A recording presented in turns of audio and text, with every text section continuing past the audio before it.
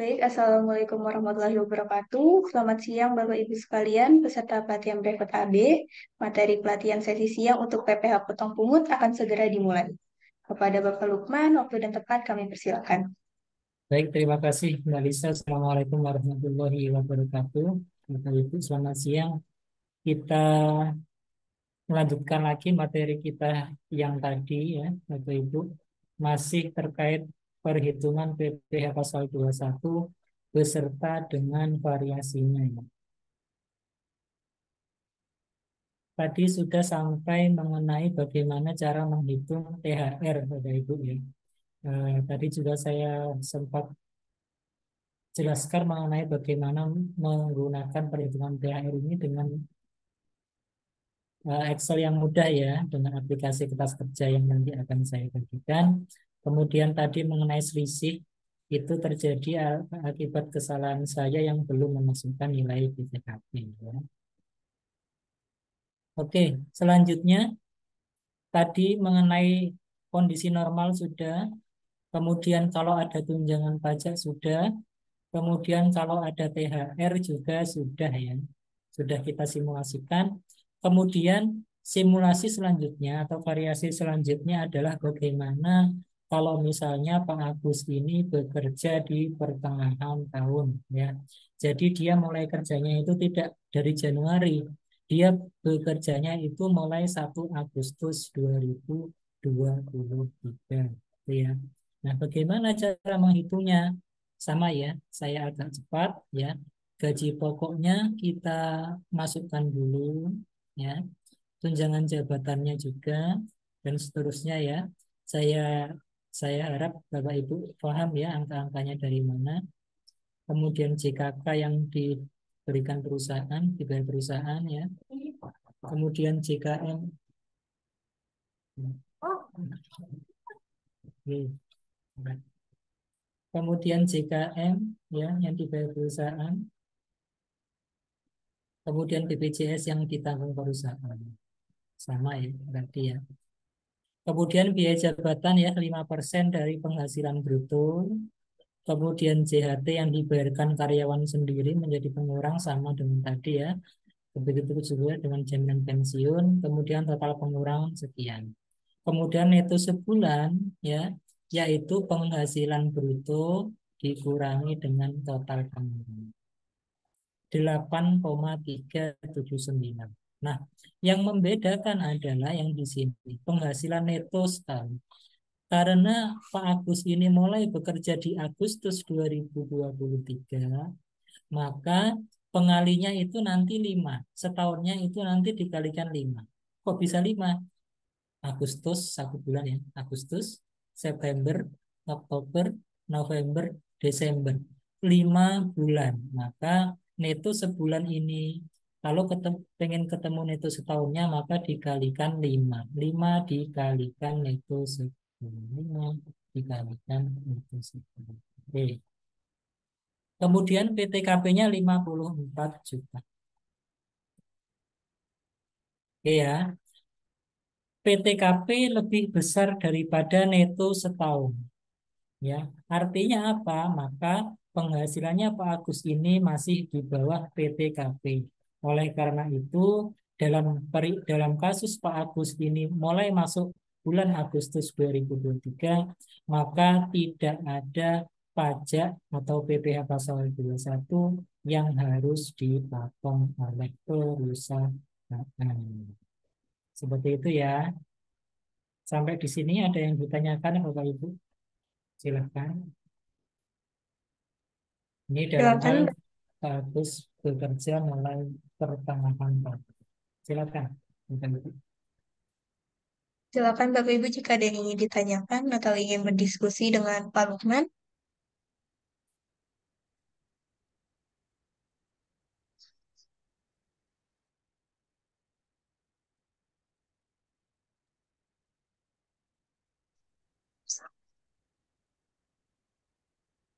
Sepertinya belum ada Pak Lukman.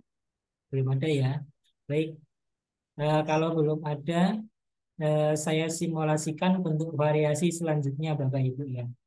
Bentuk variasi selanjutnya yaitu bagaimana kalau misalnya Pak Agus ini berhenti di bulan Agustus 2023 gitu ya.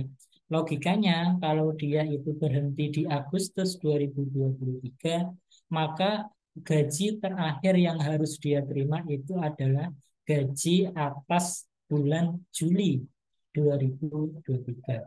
Karena berhentinya Agustus, maka Agustus itu tuh sudah tidak dapat gaji. Jadi gaji terakhirnya itu harusnya Juli.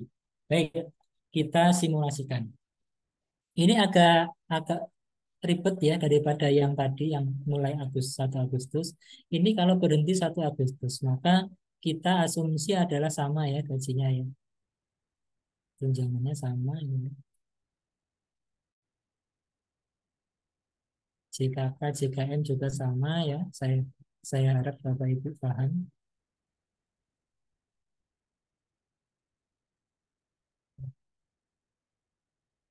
Nah, sama ya. Oke, ini sama. Nah, yang membedakan di sini Bapak Ibu ya. Nah, ini ya. PPh terutangnya itu dihitung normal dulu. Oke ya. Kalau normal, kalau normal-normal saja, Bapak Agus itu PPh terutangnya itu adalah 2,3 juta ya. 2,3. Ini selama setahun.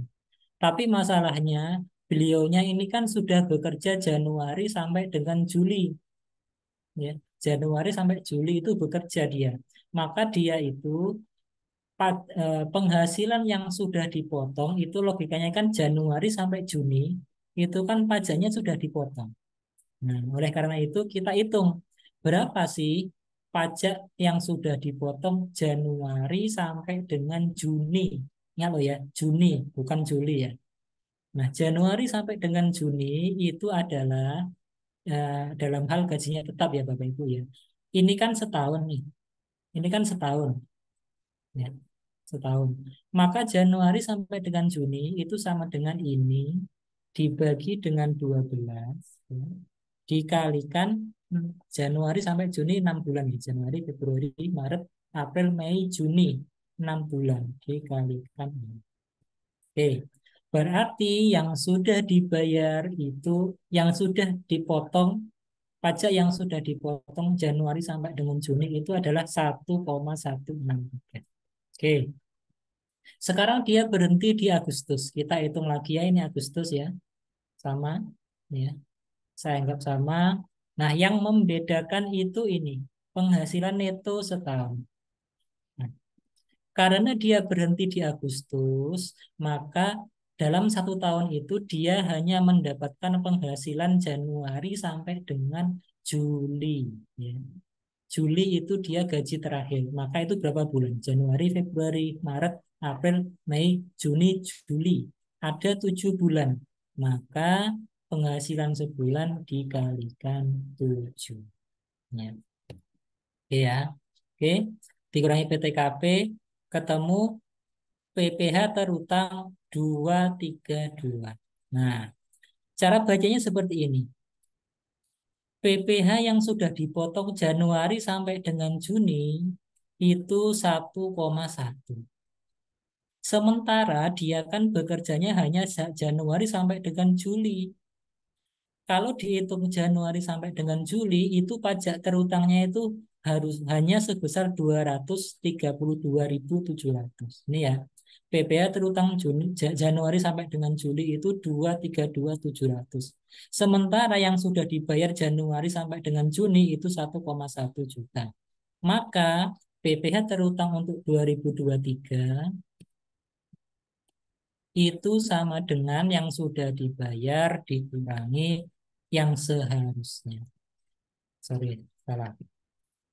PPh terutang seharusnya dikurangi yang sudah dibayar. Sama dengan minus 931. Minus itu artinya ada kelebihan pembayaran pajak gitu ya. Ada kelebihan pembayaran pajak yang dilakukan perusahaan dalam hal memotong penghasilannya Pak Agus. Nah, oleh karena itu atas 931 ini harus dikembalikan perusahaan ke Pak Agus, ya, tunai, ya, dikembalikan oleh perusahaan kepada Pak Agus. Nanti SPT-nya Pak Agus itu sorry, bukti potong yang diberikan perusahaan kepada Pak Agus itu nanti tetap A1-nya nihil. Nah, SPT-nya perusahaan, SPT PPH pasal 21, SPT, ini kan nanti harus dilaporkan perusahaan nih di SPT, SPT masa PPH pasal 21 bulan Juli, itu nanti statusnya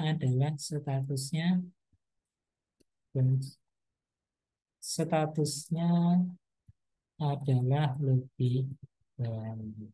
Gitu ya. Jadi nanti SPT masa PPH pasal 21-nya perusahaan itu menyatakan lebih bayar. Ya. Bukan Pak Agus yang mengklaim lebih bayar, tapi SPT masanya perusahaan. Kelebihan pembayarannya Pak Agus itu ya diberikan secara tunai dari perusahaan kepada Pak Agus. Ya. Sampai di sini ada yang ditanyakan? Silakan.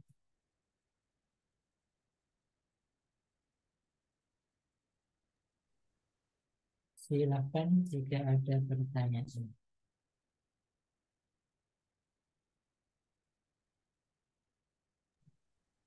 Silakan Bapak Ibu jika ada pertanyaan, boleh langsung ditanyakan kepada Pak Lukman. Nah, Mungkin Pak Iman. silakan Mas. Ya, ini kalau kasusnya si karyawan ini pindah-pindah, misalnya 2 sampai 3 kali dalam 1 tahun, itu gimana tuh? Sama Mas. Sama aja ya, tinggal ukurannya aja disesuaikan.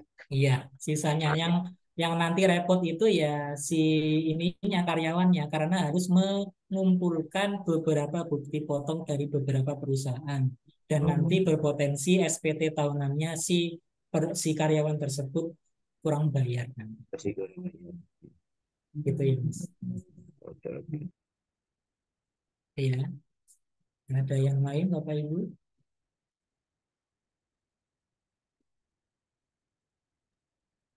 Yang lain silakan jika ada pertanyaan.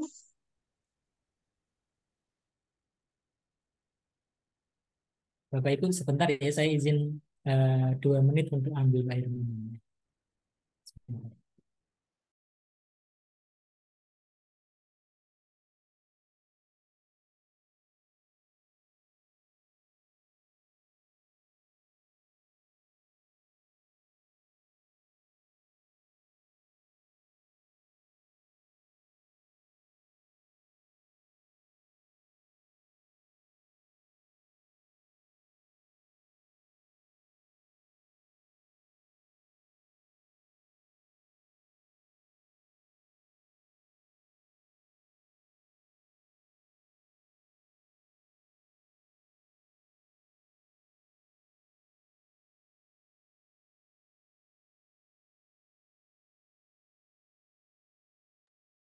Silakan ada pertanyaan Bapak Ibu. Boleh Bapak Ibu silakan jika ada pertanyaan, boleh langsung ditanyakan kepada atau ingin berdiskusi tentang materi silakan sebelum dilanjut. Belum ya, saya lanjutkan dulu. Oke, Bapak Ibu untuk kalau Bapak Ibu lihat di Per 16 ya, Per 16 itu tata cara perhitungannya ya. Itu sebentar.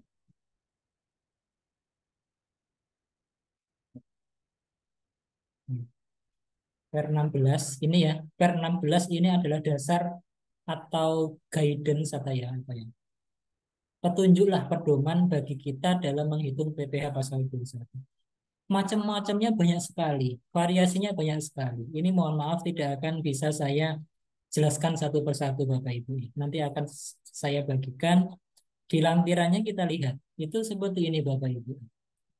Di simulasinya, bagaimana kalau berhenti di pertengahan tahun, tapi berhentinya itu kemungkinan dia bekerja lagi. Bagaimana kalau dia berhentinya, mohon maaf, misalnya itu ada perhitungan-perhitungannya sendiri gitu ya, variasi-variasinya. Ini tidak akan saya jelaskan semua Bapak Ibu ya, mengingat keterbatasan waktu. Saya ambil yang poin-poinnya saja. Nah, termasuk yang ini. Pak, ini kan Pak Agus ini berhenti di Agustus 2023. Ya, ada kemungkinan beliaunya itu lanjut di perusahaan yang lain. Tapi bagaimana Pak, misalnya Pak Agus ini, mohon maaf, meninggal. Berhentinya itu gara-gara beliaunya itu meninggal tahun 2023. Itu ya. Nah, ini ada perbedaan cara menghitung Bapak Ibu ya. Ini ya. Kalau mohon maaf misalnya meninggal Agustus 2023, maka asumsinya adalah Pak Agus ini harusnya dapat gaji pokok, dapat gaji terakhir itu atas pekerjaan Juli, gitu ya, Juli. Otomatis yang dihitung itu adalah gaji pokok Januari sampai dengan Juli. Ada 7 bulan, ya. Asumsi meninggal 1 Agustus lah, gitu ya. Meninggal 1 Agustus, gitu ya. Kemudian tunjangan jabatan juga dikalikan 7. Ini 7 bulan ya. Dikalikan 7 semuanya. Ini ya. Kalikan 7, dikalikan 7 ya, sama. Kemudian JKK, JKM juga sama. BPJS juga sama, dikalikan 7. Jadi penghasilan brutonya itu ketemu 63.664. Kemudian biaya jabatannya tetap ya 5% dikalikan 63. Kemudian JHT ditanggung karyawan sendiri atau dibayar karyawan sendiri dikalikan 7. Ya, ya, dikalikan 7. Ini sama dikalikan 7. Total pengurang 5 juta. Kemudian penghasilan neto 7 bulannya itu ketemu 58 juta. Nah, penghasilan neto, nah, bedanya ini. Bedanya harus disetahunkan. Pak, bedanya setahun dengan disetahunkan itu apa sih, Pak? Nah, ini Bapak Ibu ya. Kalau setahun itu artinya gini, misalnya Bapak Ibu berhenti di apa namanya? Berhenti di bulan Februari misalnya. Berarti kan gaji misalnya gini, Bapak Ibu berhenti di bulan Februari. Kemudian belum dapat kerjaan nih sampai Desember.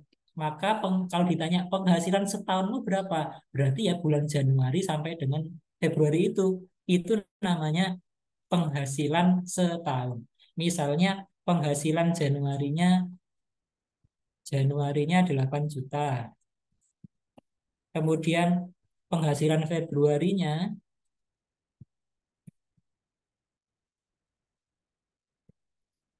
8 juta juga misalnya.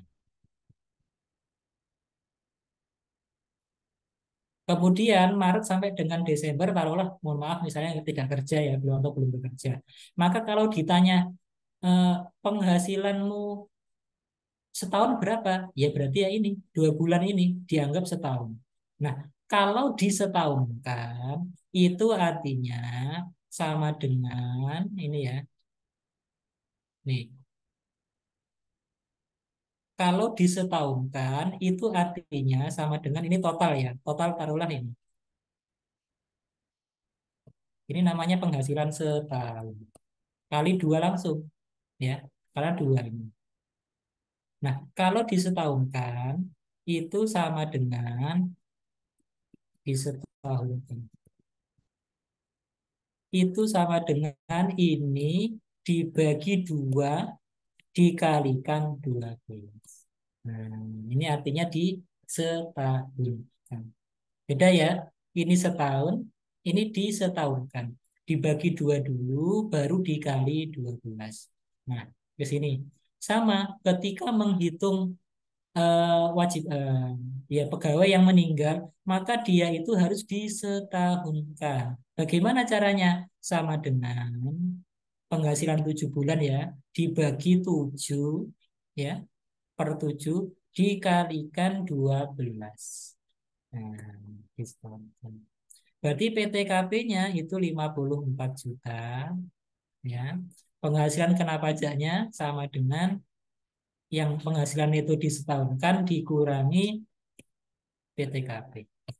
Nah, pembulatannya ya, kita ambil pembulatannya, PPh terutangnya ketemu 2,3. Nah, PPh yang sudah dipotong Januari sampai dengan Juli, sorry, PPh terutang yang sudah di PPh terutang Januari dengan Juli itu sama dengan, ini kan setahun nih tadi. Maka kalau 7 bulan sama dengan ini, dibagi 12 dikalikan 7. Kemudian ini. Nah, kemudian dikurangi PPh terutang Januari sampai dengan Juli. Ini ya, ambilnya dari sini. Sorry, Januari sampai dengan Juli. Nah, kan lupa kenapa kok dikurangi PPh Januari sampai dengan Juli? Ini kan PPh yang sudah dipotong ini Januari sampai dengan Juni. Ya, mohon maaf ini kan kita tidak tahu Pak Agus ini meninggalnya Agustus, maka asumsinya Januari sampai dengan Juni kan sudah dipotong ya. Jadi dikumpulkan Januari sampai dengan Juni yang sudah dipotong itu sudah dipotong 1,1, dihitung ulang ketika beliau meninggal itu pajak yang sampai beliau meninggal itu 1,3.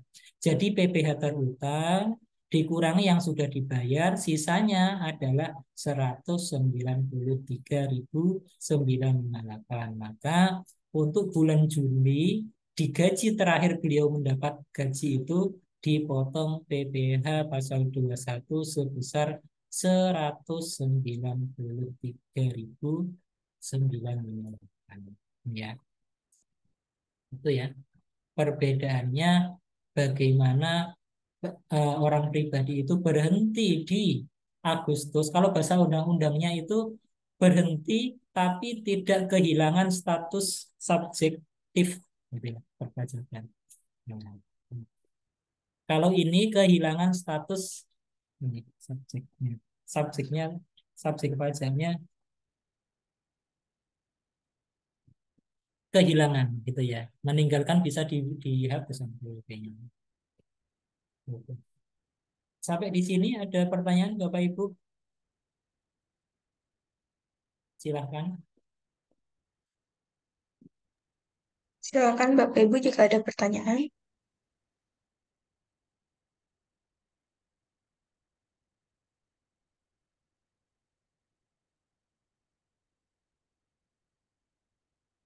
Silahkan Bapak Ibu ya.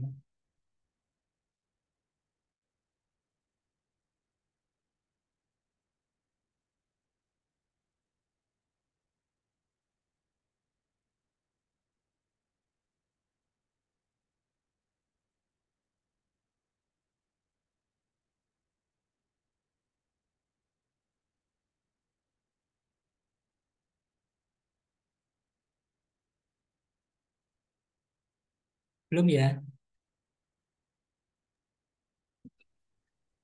Baik. Belum ada pertanyaan. Nah, itu saya lanjutkan variasi pegawai tidak tetap, gitu ya. Nah, tadi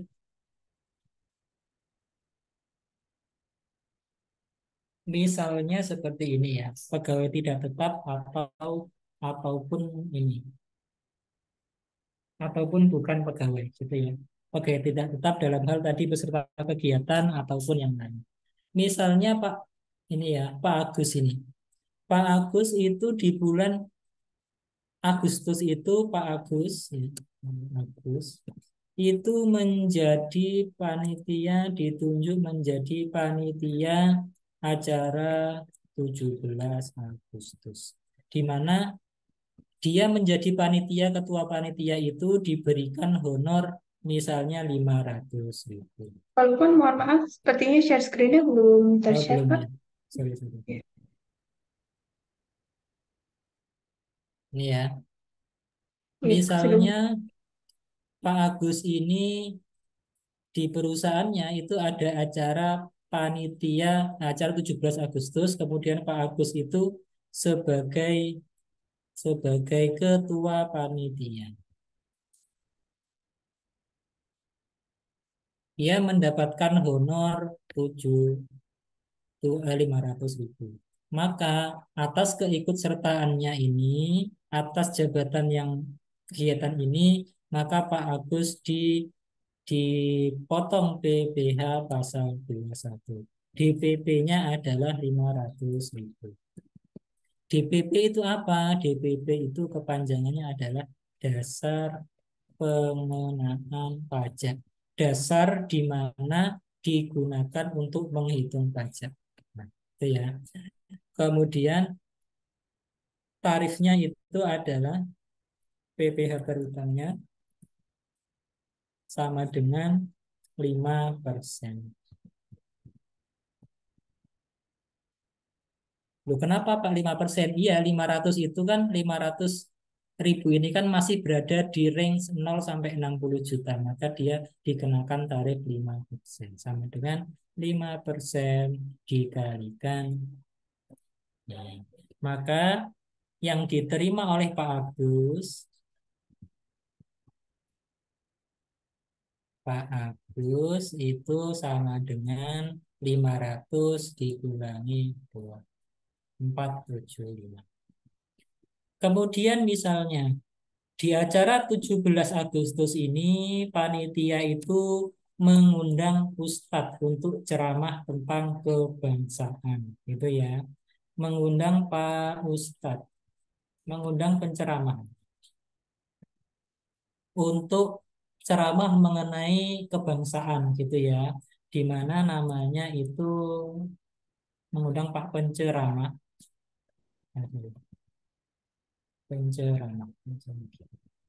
Di mana dengan penceramah itu diberikan honor misalnya 1 juta. Nah, acara 17-an misalnya ya. Maka kita lihat penceramah itu masuk dalam kategori ini ya, bukan pegawai ini ya.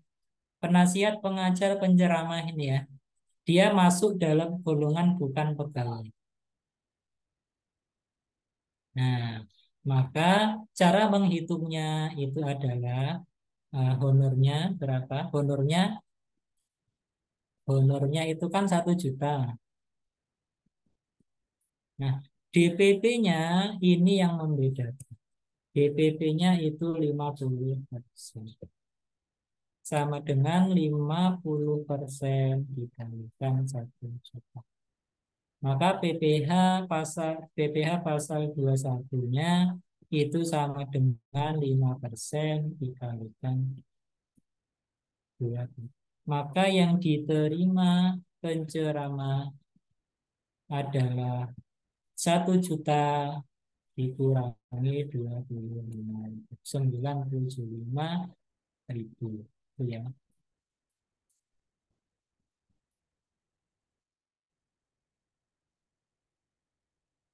Ini ya. Ini perbedaan cara menghitung PPh pasal 21. Rangkumannya ada di slide ini ya. Nah, ini ya.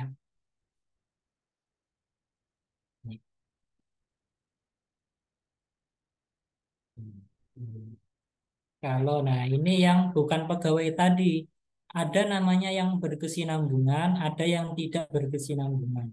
Yang berkesinambungan itu artinya bisa jadi dia itu memperoleh, bukan pegawai itu diundang atau diminta kerja lebih dari 1 tahun di tempat tersebut.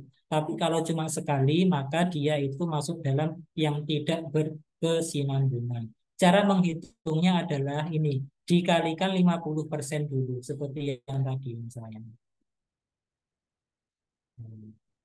Ini ya, 50%. Contoh yang berkesinambungan itu apa, Pak? Bukan pegawai. Misalnya, di Bapak Ibu perusahaannya itu ada dokter, ada kliniknya. Dia Bapak Ibu mengundang dokter itu untuk apa ya? untuk sebagai fasilitas kesehatan perusahaannya karyawan gitu loh ya. Ada klinik kecil di suatu perusahaan, ya dia itu datang misalnya seminggu 3 kali atau seminggu sekali gitu ya. Nah, kalau seperti itu maka dia masuk bukan pegawai yang bersifat berkesinambungan. Cara menghitungnya adalah 50% kali penghasilan bruto dikurangi PTKP sebulan. PTKP sebulan itu berapa, Pak? Ya, PTKP setahun dibagi 12. Seperti itu ya. Nah, ini cara ngitungnya itu ada di per 16. Di paling bawah itu ada. Nah, ini ya. Ini cara ngitungnya. Kali 50% dulu, nanti bisa dipelajari. Ya, nanti bisa dipelajari. Tuh. Ini untuk pegawai, sorry, bukan pegawai yang bersifat berkesinambungan. Ya. Kemudian untuk upah Bapak Ibu, upah, upah, upah harian. Misalnya Bapak Ibu ada di perusahaannya itu apa ya, gentengnya bocor ataupun atapnya rusak gitu ya. Kemudian mengundang tukang ya. Nah, tukang ini Bapak Ibu itu kasihkan honor. Nah, di ketentuannya sepanjang upah ini ya, sepanjang uang uang saku hariannya atau upah hariannya itu di bawah 450.000 per orang, maka tidak perlu dipotong ya. Tidak perlu dipotong Bapak Ibu. Tapi misalnya ada tukang yang upahnya itu 500.000 per hari. Jarang sekali ya, tapi nggak apa-apa. Misalnya ada tukang, tukang misalnya namanya Pak siapa ya? Pak Kodir. Nah, misalnya upah tukangnya beliaunya 500.000 per hari, 1 hari misalnya. Maka PPh terutangnya, cari DPP-nya dulu. Batasannya itu kan 450.000, maka dikurangi PTKP dulu. PTKP 450. Maka eh, dasar penghasilannya itu adalah 500 dikurangi PPh pasal 21-nya itu adalah sama dengan 5% dikalikan 50.000, bukan dikalikan 500.000. Ya. Ini untuk upah harian ya, upah harian. Pak, kalau misalnya borongan gimana, Pak? Nah, kalau misalnya borongan, borongan sih oke ya, borongan cuma harus tahu dikasih tenggat waktu. Misalnya, Pak Kodir ini tolong cat gudang saya atau benerin deh plafon saya, borongan Pak ya, borongan 7 hari. Nah, upah borongan 7 hari, saya kasih honor selama 7 hari itu 1 juta atau 2 juta lah. Saya borongan saya kasih 2 juta. Nah, ini ya, kalau untuk borongan, Bapak Ibu oke nggak apa-apa borongan, tapi harus dikasih tenggat waktu. Misalnya ini borongan 7 hari. Jangan nggak dikasih tenggat waktu, kasih tenggat waktu. Borongan 7 hari. Maka upah per harinya itu sama dengan ini 2 juta dibagi 7. Ternyata masih di bawah 450.000. Maka atas borongan 7 hari sebesar 2 juta ini tidak dipotong PPh pasal 21. Itu ya. Kemudian catatan lagi Bapak Ibu. Misal nih, misal. Tadi kan Pak Lukman bilang kalau misalnya di suatu perusahaan kecil itu, jika memang semua pegawainya itu penghasilannya di bawah PTKP, misal di bulan Januari ya, itu kan tidak perlu dilaporkan kecuali Desember. Tapi misalnya, ini di bulan Agustus nih, Agustus. Penghasilannya yang mereka masih di bawah PTKP semua. Tapi di acara 17 Agustus ada satu orang yang dipotong PPh-nya. Misalnya nih ya Pak Agus ini ya, karena dia jadi panitia, dikasih honor, kemudian dipotong PPh pasal 21. Maka untuk MAP, untuk SPT masa pasal 21 bulan Agustus itu wajib dilaporkan. Kenapa kok wajib? Karena ada pegawai yang dipotong atau karena perusahaan itu melakukan pemotongan pajak. Ya. Berarti kesimpulannya apa? SPT PPh pasal 21 kesimpulannya ini. Kesimpulannya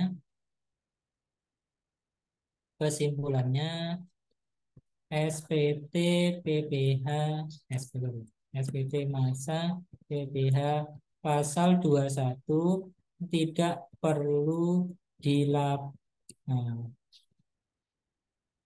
untuk masa Januari sampai November tidak perlu dilaporkan sepanjang tidak ada pemotongan BPH. Ini ya kesimpulannya. Kalau memang tidak ada pemotongan ya sudah tidak perlu dilaporkan. Tapi kalau misalnya ada pemotongan, walaupun penghasilan karyawannya di bawah PTKP, maka tetap wajib melakukan pemotongan. Melakukan pelaporan SPT masa PPh pasal 21. Nih, sampai di sini ada pertanyaan Bapak Ibu? Silahkan.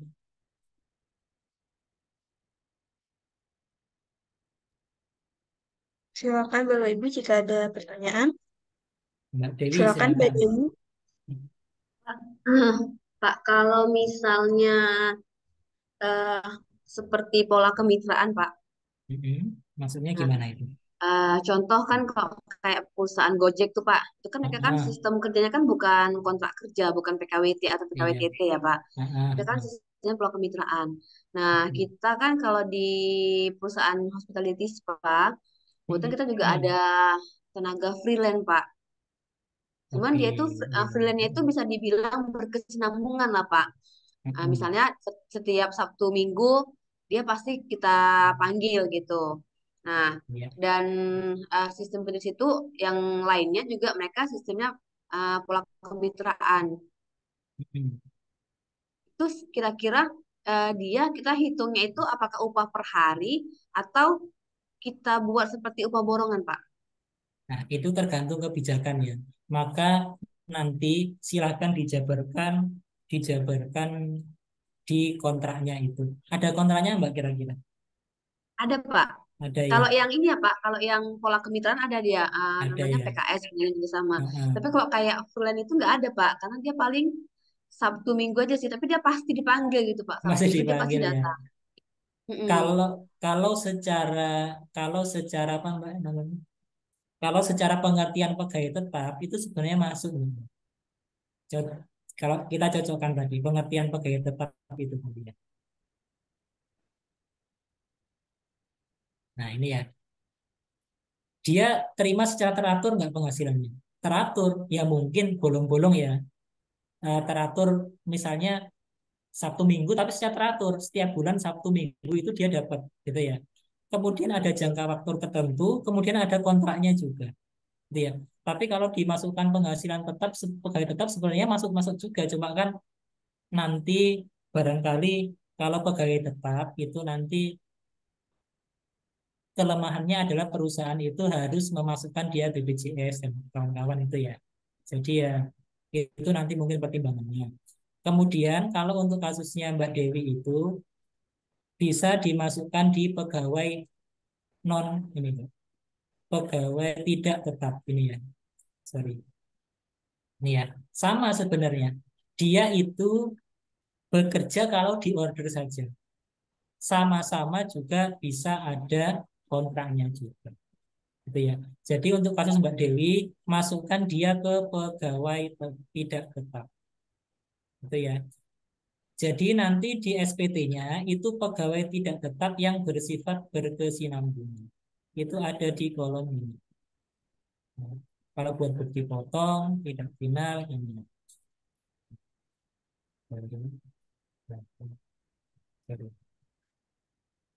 Misalnya. Nah, masukkan di sini Mbak Dewi. Nah,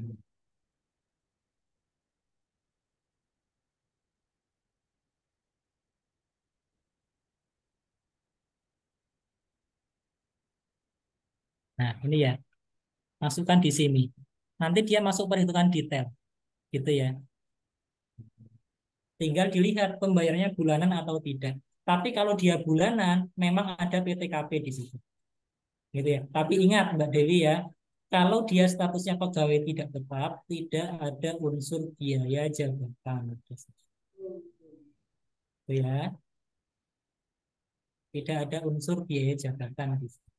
Kemudian nanti dilihat dalam 1 bulan itu dia kerjanya berapa, dimasukkan. Nah, nanti terakumulasi, nah langsung nanti dikalikan 50%. Otomatis nanti aplikasinya menghitung sendiri. Jadi ketemu PPh yang harus dipotong. Gitu. Kira-kira seperti itu ya, Mbak Dewi ya. Itu Pak. untuk yang pegawai tidak tetap atau tenaga kerja lepas. Oke, terima kasih Pak. Pak Somba, Pak, untuk upah borongan tukang yang memotong dan melaporkan siapa Pak jika usernya pribadi. Nah, yang memotong itu ya pribadinya itu Pak yang memberikan penghasilan. Itu ya. Yang memberikan penghasilan itu yang memotong dan juga yang melaporkan. Makanya tadi di awal siapa pemotong itu? Siapa sih pemotong PPh pasal 21 itu? Ini ada ya ya Pak Somba ya. Ini orang pribadi usaha pekerjaan bebas atau badan yang melakukan pembayaran, yang melakukan pembayaran gaji atau upah itu. Gitu. Tapi beda loh Pak ya. Ini hati-hati yang di sini. Untuk upah borongan ya hati-hati ya. Kalau misalnya ini yang sering kejadian di lapangan. Pak, saya itu ada kejadian, Pak, upah borongan. Tapi saya saya minta 1 orang mandornya, terus mandor-mandor itu yang nyari-nyari pegawai, Pak. Nah, kalau kayak gitu beda ngitungnya. Bukan bukan upah borongannya beda cara ngitungnya. Bukan dibagi berapa hari dia kerja. Misal, eh, Pak Somba membayar upah borongan. Borongan atas pekerjaan renovasi gedung.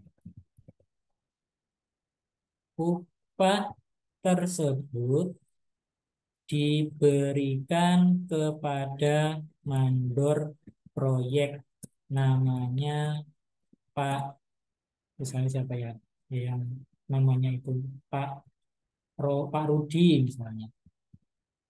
Diberikan kepada Pak Rudi. Upah tersebut diberikan kepada mandor proyek namanya Pak Rudi sebesar 10 juta. Nah, udah Pak Somba nggak mau tahu, pokoknya Pak Rudi ini saya kasih uang 10 juta, kerjakan.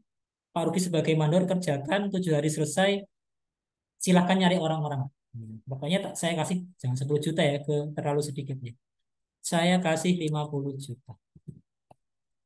Nah, karena Pak Somba ini dia berhubungan dengan Pak Rudi selaku mandor, maka ingat, mandor itu juga ternyata termasuk ke dalam bukan pegawai.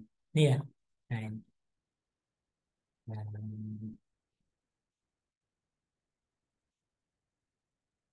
Nah, ini pengawas atau pengawas.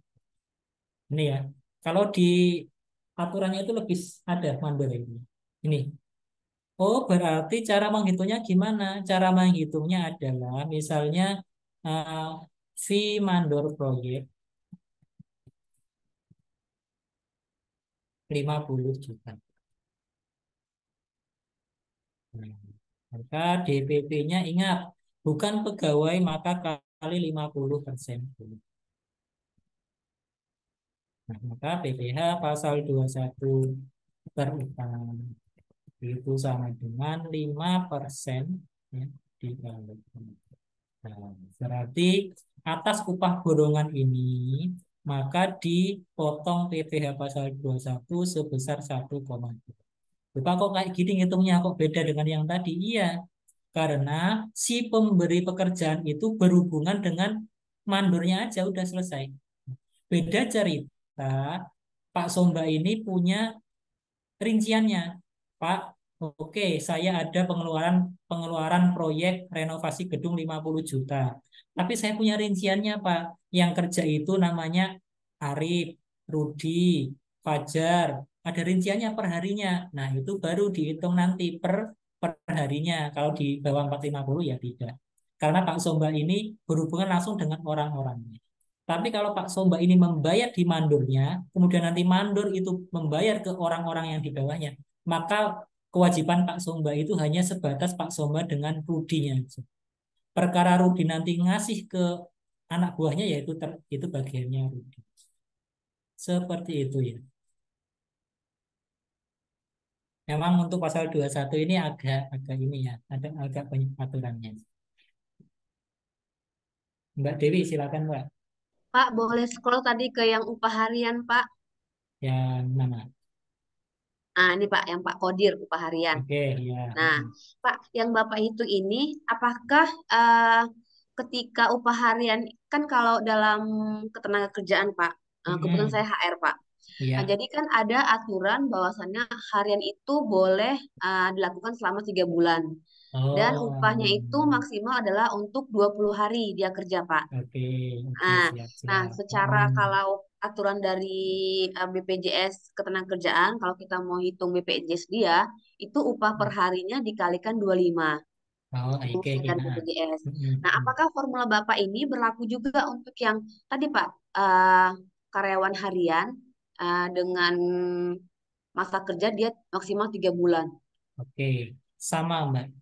Ternyata Pak, di tempat saya itu ada Pak upah harian, tapi di atas 3 bulan, di atas 1 bulan Pak. Tapi honor dia itu dihitung harian. Gimana cara ngitungnya? Semua ada di per 16. Ini ya, upah harian. Sorry, mana saya carikan harian. Nah, ini ya, upah harian. Sorry.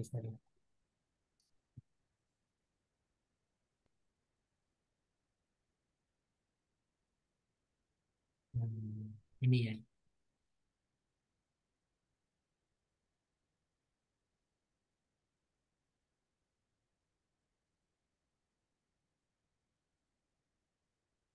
Nah, ini Mbak. Kalau untuk harian ini bisa nanti dibaca ini ya. Bentar, ada kok. Nah, ini di per 16 itu gaji yang dibayar mingguan plus harian itu ada simulasinya, Mbak Dewi. Ya.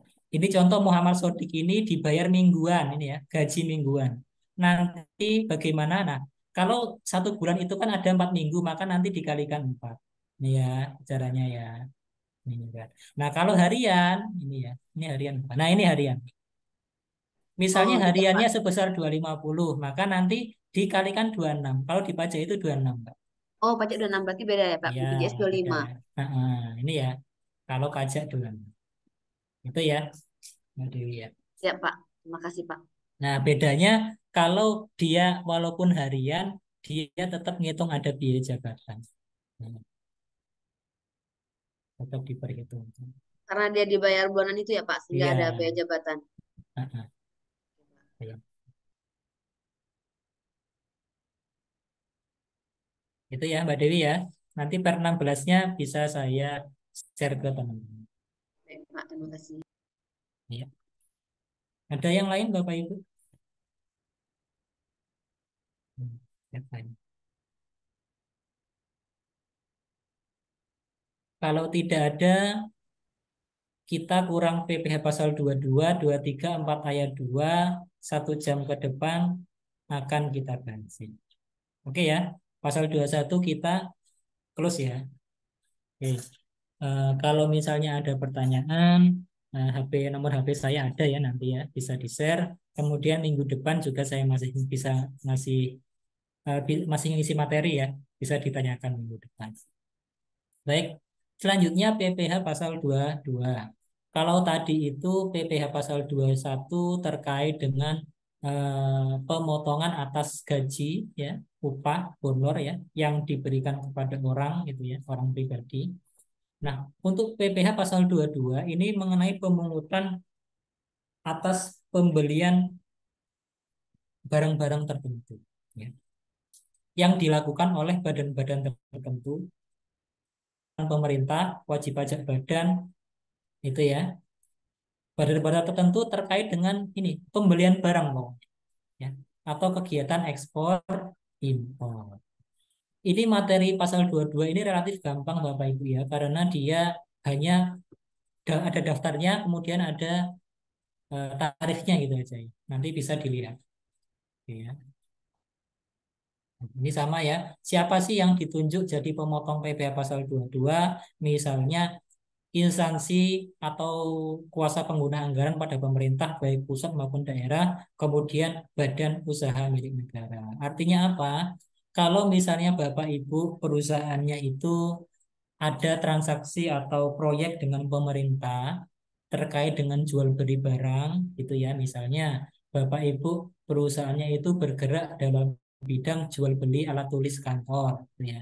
Ketika ada pengadaan dari dinas pendidikan atau kantor wali kota atau BUMN seperti BRI Mandiri gitu ya, maka dia terutang pasal 22 gitu ya. Kemudian atas impor, Bapak Ibu itu membeli barang dari luar negeri, maka sebelum dia masuk ke Indonesia, dicegat oleh bea cukai, maka dia dipungut PPN impor, PPh pasal 22 atas impor. Ya. Kemudian ada produsen atau importin bahan bakar minyak ke satu pelumas ya, itu nanti juga dipungut. Ya, ini badan-badan tertentu ya, industri semen, kertas, otomotif itu nanti juga ada, industri eksportir kehutanan perkebunan nanti bisa dibaca sendiri, gitu ya. Nah, untuk saya ambil yang pokok-pokoknya saja yang sering ditanyakan. Yang pertama adalah misalnya contoh ada pembelian dari instansi pemerintah atau BUMN. Syaratnya adalah nilainya itu 2 juta, minimal 2 juta. Ya. Maksimal 2 juta. Kalau BUMN itu 10 juta. Misalnya seperti ini.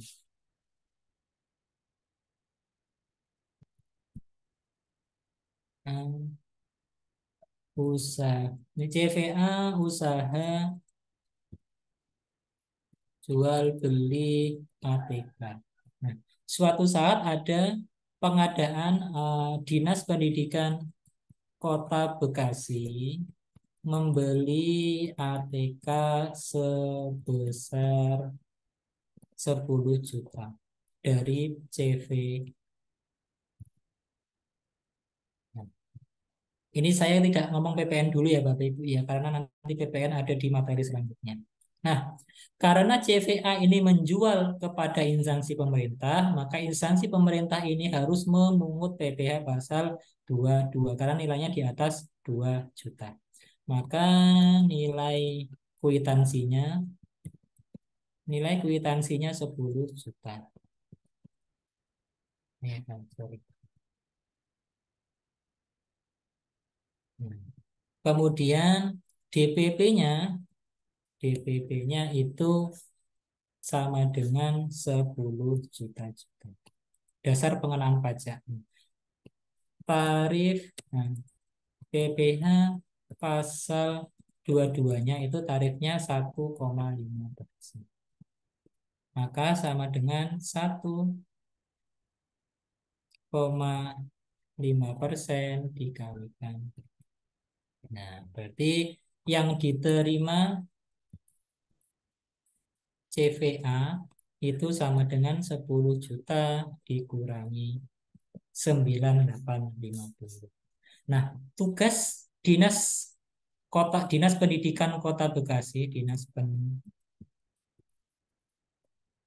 itu memungut 150.000 ini. Dan kalau sudah dipungut, maka 150.000 ini wajib disetorkan ke kas pemerintah oleh Dinas Pendidikan. Bukan oleh CVA loh ya. Jadi jangan mau misalnya, Pak ini ada dinas belanja di saya disuruh bayar PPh pasal 22. Nah jangan mau ya, skema di pajak tidak seperti itu. Ya, dinasnya yang harus memungut dan membayar ya dan menyetorkan 150.000 inilah. CVA itu wajib mendapatkan bukti pungut PPh pasal 22. Bukti potong atau bukti pungut PPh pasal 22. Bentuknya seperti ini. Ini ya, seperti ini.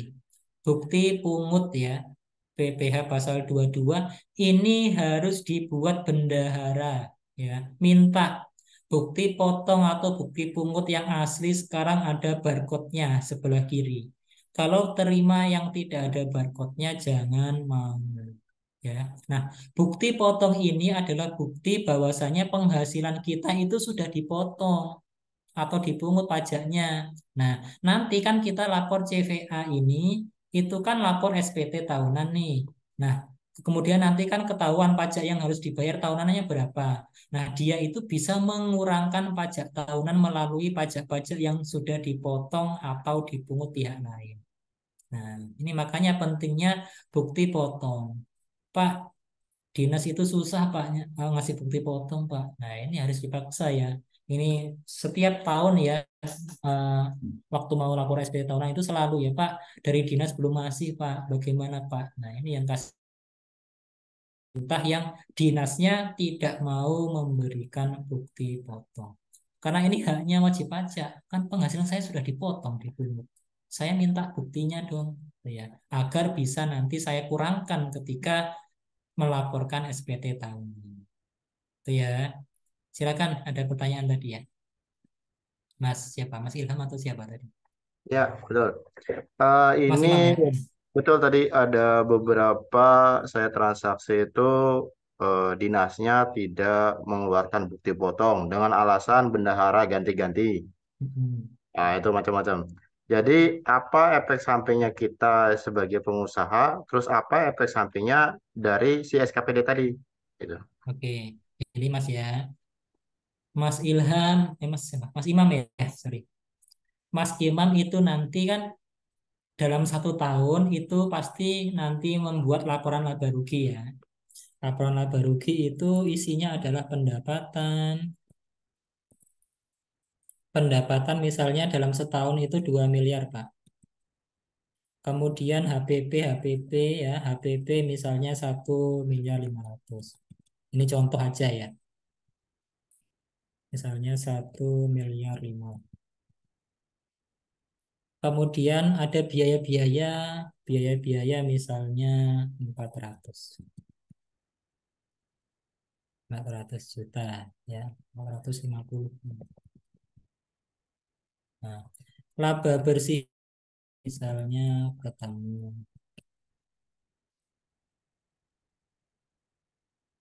Oh, sebentar. Agar nyambung dengan penjelasan saya tadi. Sebentar ya. Nah, di unsur-unsur biaya itu ada biaya biaya gaji. Nah,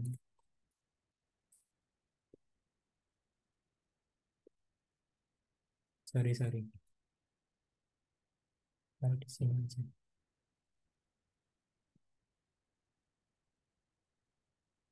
Ini agar nanti teman-teman Bapak Ibu paham ya konsekuensinya. Nanti nyambung di PPh pasal 21 tadi. Oke.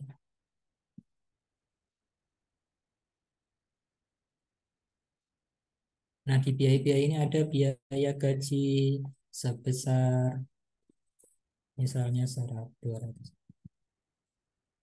misalnya 200 juta.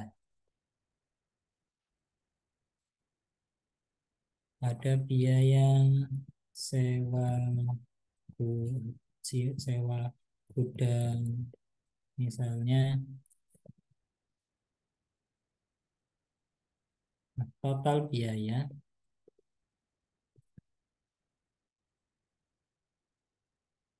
misalnya biaya lainnya itu 200. Sorry. Nah, total biaya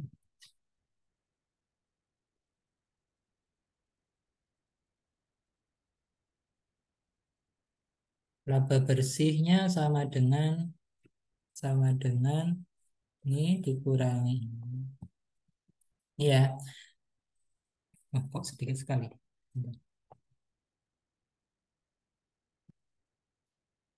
Ya, misalnya gini, Mas Imam nanti kan di akhir tahun akan membuat laporan keuangan ya untuk menyusun laporan SPT tahunan.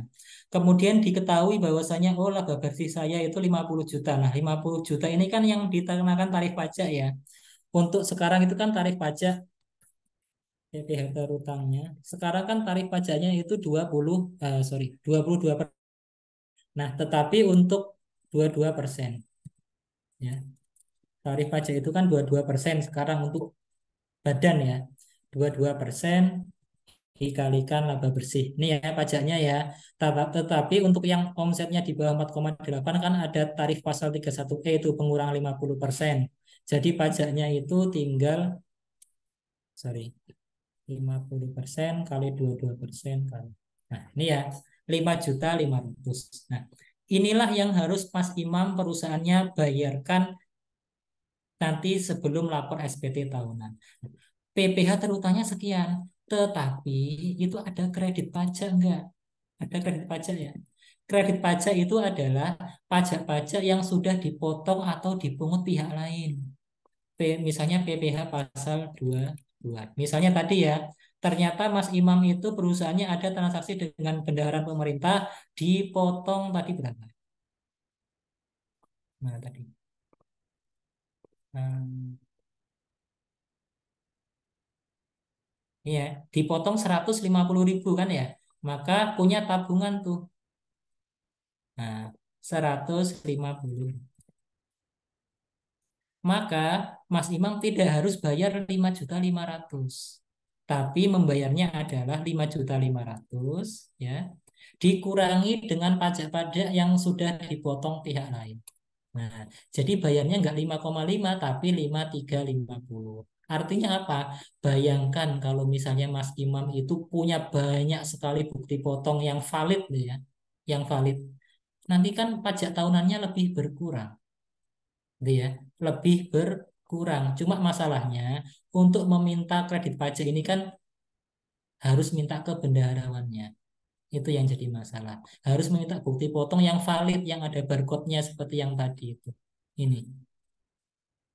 Nah, konsekuensinya ketika tidak ada debit potong ya itu Mas Imam. Mas Imam nanti dari sisi perusahaan itu pajaknya lebih besar nanti di SPT tahunan.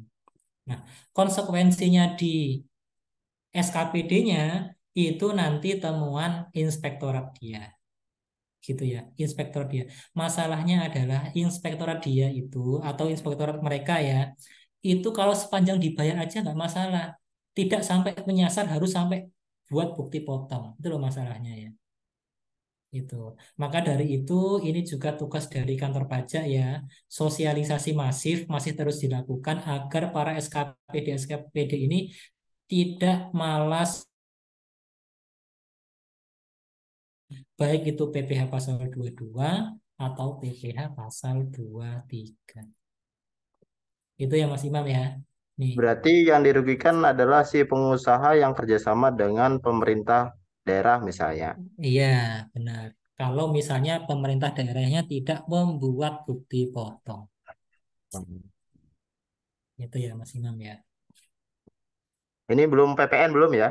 Oke, oke. Belum PPN-nya nanti di pertemuan tiga, tiga ke depan. Itu ya Mas Imam ya. Oke, oke. Siapa ini? Raise hand. Ya silakan Bapak Ibu yang raise hand. Silakan, ada lagi yang raise hand. Artinya kita bisa tagih kekurangan itu Pak ya. Maksudnya gimana, Mas? Eh, yang bisa kita tagih itu bukti potongnya, Pak. Pak Somba ya.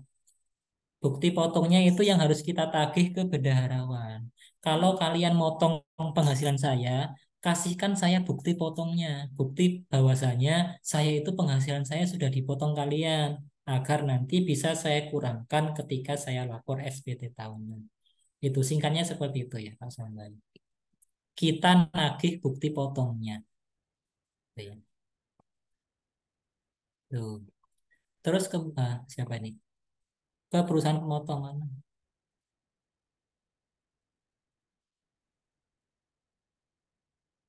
Maksudnya gini Pak Somba ya. Jadi bendaharawan itu pasti memotong atau memungut pasal 22 itu pasti. Nanti mereka yang bayarkan gitu ya.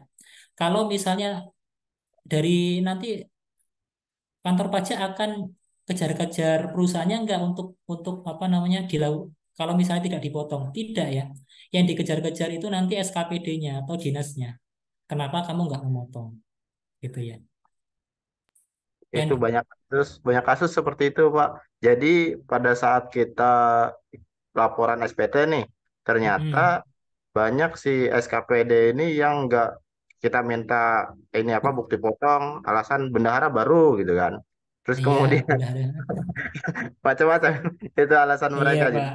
pada saat kita minta, kita ngejar-ngejar mereka sampai waktunya habis, misalnya sampai di April, Iya, April ya. ternyata kita nggak dapet itu bukti potongnya. Jadi kan kita otomatis itu tadi kena denda. Iya, bukan kena denda, tidak bisa Kenapa tuh? tidak bisa mengkreditkan. Kalau Ah itu. misalnya Eh, Pak, Pak ini saya sudah April, Pak, udah 30 April nih, tapi belum diberikan oleh bendahara, masa kita mau nunggu kan ya? Ya sudah Iya, dilaporkan tanpa tanpa kredit pajak akhirnya, tanpa berarti kan memasukkan unsur pajak-pajak yang bukti potong. dipotong oleh pihak lain. Pak, Ah, emang tidak bisa ya Pak, dimasukkan aja Pak, nggak usah bukti potong, kok emang nggak bisa. Kami punya datanya kok Pak, kita punya datanya dinas-dinas yang kita eh, dipotong. ya. Misalnya boleh nggak Pak? Ternyata tidak bisa. Ya, di di aplikasi SPT tahunan itu dia harus minta nomornya, nomor bukti potongnya berapa, tanggal bukti potongnya berapa itu harus diisi. Kalau tidak ada nomornya gimana kita mau isi gitu. Masa ngarang gitu ya. Itu. Iya, iya. Itu ya. Ya inilah ya kadangkala memang apa yang diteorikan itu di lapangan gampang prakteknya itu ya jarang sekali ya. Teorinya mudah, tapi praktek di lapangan itu susah. Itu ya. Oke. Terus ini ada sedikit ya masalah gaji nih Bapak Ibu ya. Tadi itu kan kita mundur lagi ke PPh pasal 21. Pak, saya itu sudah rajin Pak lapor PPh pasal 21 Pak. Januari sampai Desember itu sudah saya laporkan. Kemudian walaupun tidak ada pegawai yang dipotong pajak, Desember itu saya laporkan semua Pak, rekapan totalnya. Nah, apakah berpengaruh Pak itu? Ternyata berpengaruh Pak. Pengaruhnya di sini. Nanti Bapak Ibu itu kan di SPT tahunan atau di akhir tahun itu kan membuat laporan laba rugi. Membuat laporan laba rugi ya, ini ya. Nah, di situ kan ada komponen biaya gaji. Misal ini ditaruh 200. Dilaporkan biaya gaji saya selama setahun 200 juta. Dicek sama orang pajak. SPT masa pasal 21. Dicek Januari sampai Desember. Dicek sama orang AR-nya. Lupa Pak Imam, ini Pak Imam melapor SPT tahunan, gaji setahun itu 200 juta. Kok di SPT masa 21 Januari sampai Desember ya, itu total yang dilaporkan hanya ini Pak ya, 150 juta Pak ya. Nah, kok beda? Nah, ini temuan nanti Pak Imam ya dan kawan-kawan. Oh, berarti gajinya Bapak, total gaji Bapak itu enggak 200 tapi 150. Ya sudah kami koreksi, dikoreksi kantor pajak. Yang awalnya kurang bayarnya 5.500.000, taruhlah 5.500.000 ya. Dikoreksi 200 juta enggak boleh 200, harus 150. Dikoreksi jadi 150. Yang awalnya bayarnya harusnya 5,5 ternyata menjadi 11 juta.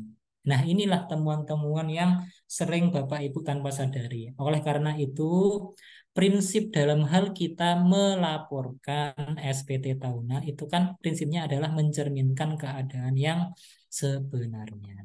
Bapak Ibu bisa aja ya apa namanya? Beralasan juga silahkan. Loh Pak Imam, ini kok beda yang dilakukan di SPT masa pasal 21 itu total 150, tapi kenapa kok yang Di SPT tahunan itu 200 juta, Pak. Nah, silakan aja kalau misalnya berargumen, oh Pak, ini ternyata beda Pak. Yang PPh yang masa Januari itu khusus pegawai. Nah, di sini itu yang 50 juta sisanya itu ada unsur-unsur ini Pak. Kan saya apa namanya? Ada pegawai pegawai lepas itulah Pak ya. Itu saya masukkan di situ Pak. Tidak saya laporkan di SPT masa sini, saya nggak tahu Pak. Jadi ya 50 juta itu sepertinya ya oh, pegawai-pegawai tenaga lepas itu Pak. Nah itu silakan ya, silakan apa namanya menjawab kalau misalnya ada pertanyaan masalah selisih dan seterusnya sepanjang bisa dibuktikan dengan dokumen pendukung. Itu ya, itu nanti tariknya ke situ ya, nanti di pasal 21 apa hubungannya dengan laporan keuangan ya. Pak, apakah harus sama Pak? Ya tidak juga ya, ya tadi sepanjang bisa menjawab perbedaannya itu dari mana. Tuh ya. Ada yang ditanyakan Bapak Ibu silakan. Mas Indra silakan. Ya, Pak. Eh, ini kan Bapak kasih contoh laporan keuangan ya. Sederhana ya, laporan keuangan Iya. sangat sangat sangat sederhana. Ya. Kalau pendapatannya, contoh pendapatannya 7 miliar, itu hitungnya gimana, Pak? Oh, itu nanti Mas ya di itu ya di bab dua pertemuan dari sekarang PPh Badan ya. Nanti dibahas di sana. Oh iya, Mas Pak ya. ya. Ya. Nah, kita sekarang baru PPh pasal pemotongan pemungutan dulu. Yang Mas Mas tanyakan tadi itu sudah mengenai bab pajak penghasilan PPh Badan. Ya, itu nanti di 2 minggu dari sekarang. Ya. Oh iya, Pak. Kalau untuk ini, Pak, kan saya kemarin transaksi dengan Balai Sungai. Balai Itu Sungai.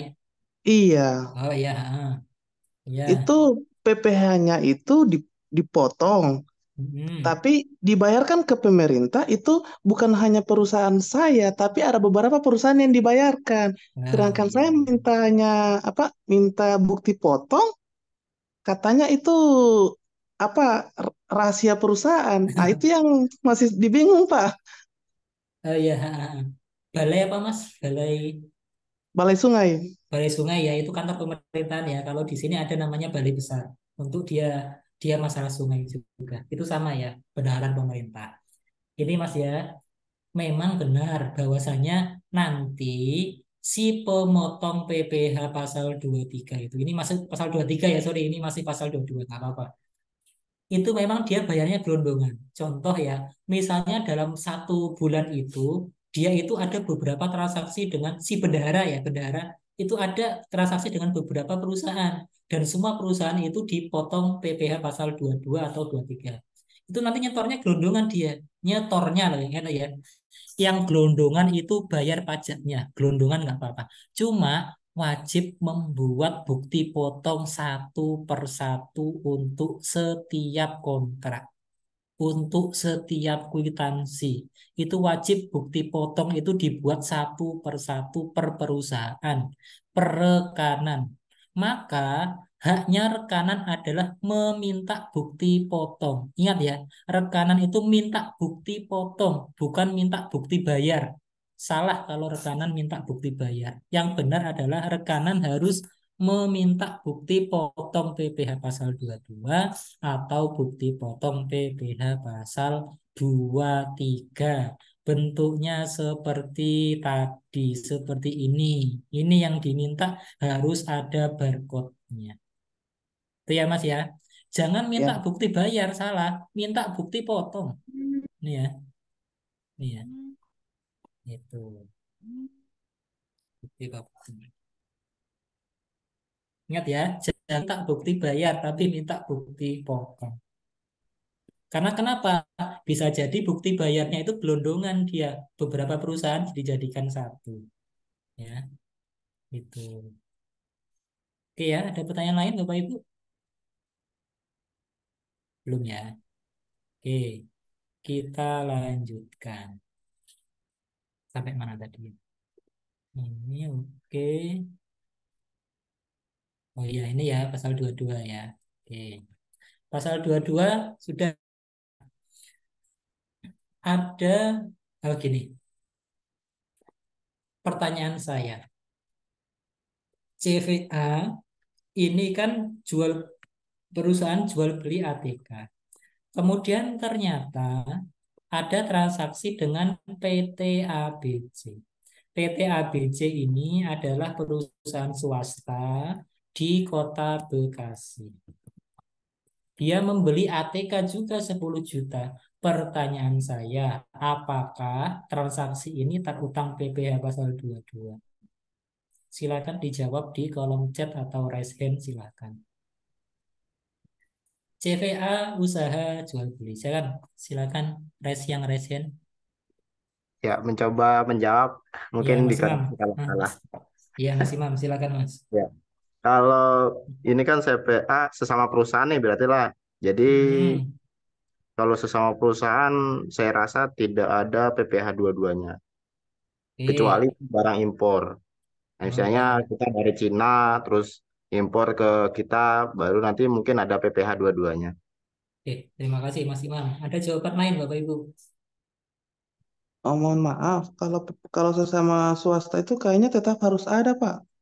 Tetap harus ada ya untuk Mas Indra ya. Oke. Iya. Siap. Yang lain ada? Ada nggak kira-kira?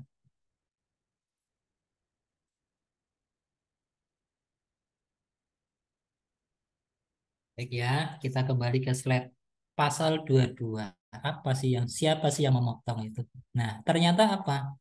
Ternyata untuk pembelian barang dan jasa, Mbak Sri bilang ada ya. Oke. Ternyata untuk pembelian barang itu dilakukan pemungutan PPh pasal 22 hanya ketika yang beli itu instansi pemerintah dan BUMN untuk pembelian barang. Barang apa, Pak? Ya sembarang semua barang ya. Pokoknya namanya barang semua kalau yang beli instansi pemerintah atau BUMN itu terkena atau dipungut PPh pasal 22. Kalau BUMD tidak loh ya. Ingat ya, ini BUMN loh ya, bukan BUMD loh ya. Oke. Artinya apa? Kalau yang beli itu selain instansi pemerintah, selain BUMN, maka ya tidak ada pasal 22 di situ. Kecuali barang-barang tertentu, contoh bahan bakar minyak, gas ini ya ada. Kecuali misalnya tadi industri semen kertas. Nah, itu oke. Ini kan bukan industri semen, ini kan CV yang jual beli biasa. Itu ya. Maka untuk yang pertanyaan ini, apakah atas kejadian ini di PT ABC itu memungut PPh pasal 22? Jawabannya adalah tidak perlu. Kenapa? Karena PT ABC ini bukan instansi pemerintah. Karena PT ABC ini bukan BUMN. Itu ya. Itu ya Bapak Ibu ya. Tidak perlu dipungut PPh pasal 22. Oke, paham ya? Kemudian selanjutnya untuk PPh pasal 22 itu mengenai impor Bapak Ibu ya. Jadi misalnya Bapak Ibu itu membeli barang dari luar negeri untuk datang ke Indonesia, untuk dikirim ke Indonesia. Nah, itu waktu di pelabuhan itu dicegat bea cukai, diminta untuk membayar PPh pasal 22. Ini contohnya ya. Contohnya. PT ABC mempunyai API mengimpor sebuah mesin dari Cina dengan data sebagai berikut. Ingat ya, API itu kepanjangannya adalah angka pengenal impor. Ini adalah identitas bagi setiap para pengekspor barang. Nih ya, nih. Kalau perusahaan yang impor itu punya API, maka tarif PPh pasal 22-nya 2,5. Tapi kalau dia tidak punya API, maka tarifnya 7,5 dari nilai impor. Itu ya, ini ya perbedaannya ya. Oke, di soal ini ternyata PT ABC ini diasumsikan dia punya API. Pertanyaannya atas impor barang mesin dari Cina itu berapa PPh pasal 22-nya? Maka cara ngitungnya ini ya.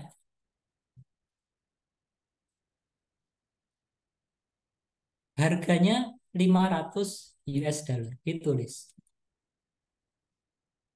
ya. Nah, ini Bapak Ibu ya. Dari nilai impor ada namanya CIF ya. CIF itu adalah cost insurance rate ya. Itu harus dihitung. Cost-nya itu 500 US dollar. Asuransinya ya itu 10.000 US dollar.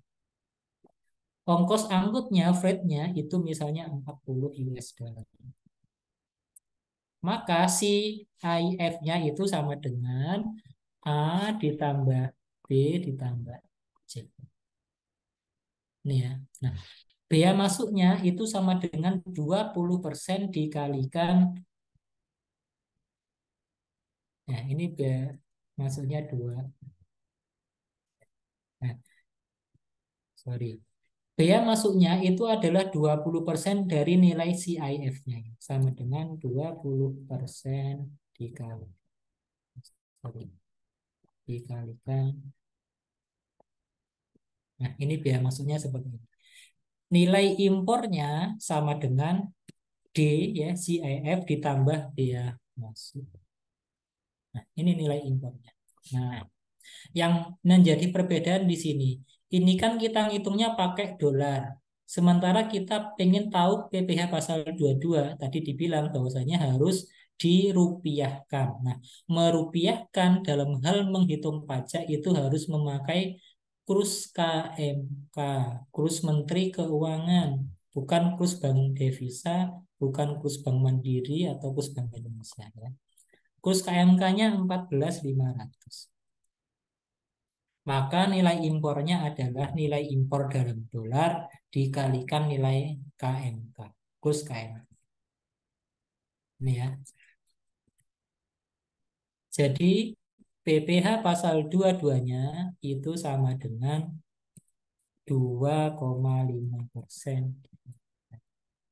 Nah, jadi PPh pasal 22-nya itu 2,5%. Ini ya. Kalau dia tidak punya API ya 7,5. Nah, ini ya. Kalau tidak punya API. Ya, karena dia punya API ya dikali 2,5. Ini ya.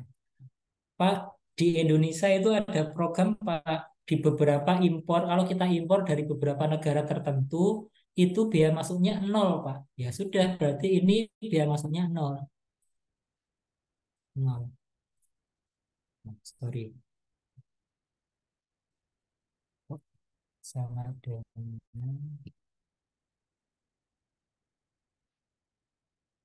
nah ini ya. Oh, ini kayaknya sama ya tadi. Hitungan saya, sebentar.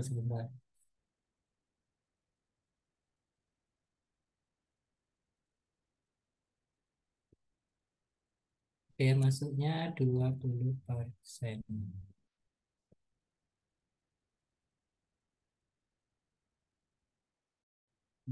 Oh ini ya yang benar ya. Nah ini kira-kira seperti ini ya.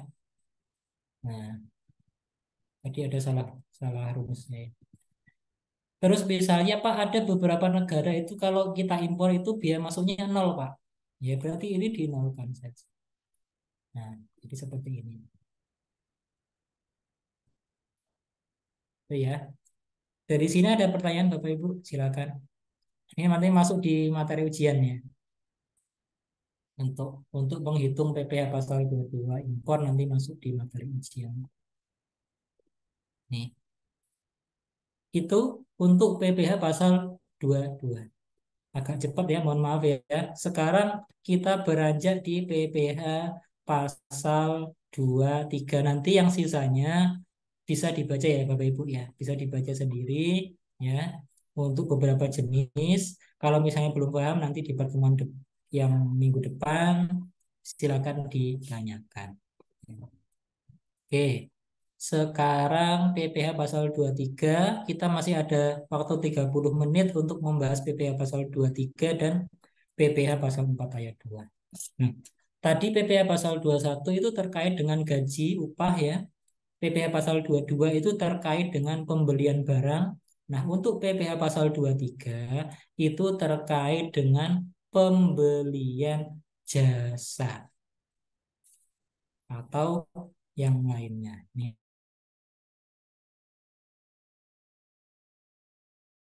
ya. Pemotongan PPh pasal 23 itu ya, ini terkait ini loh Bapak Ibu ya.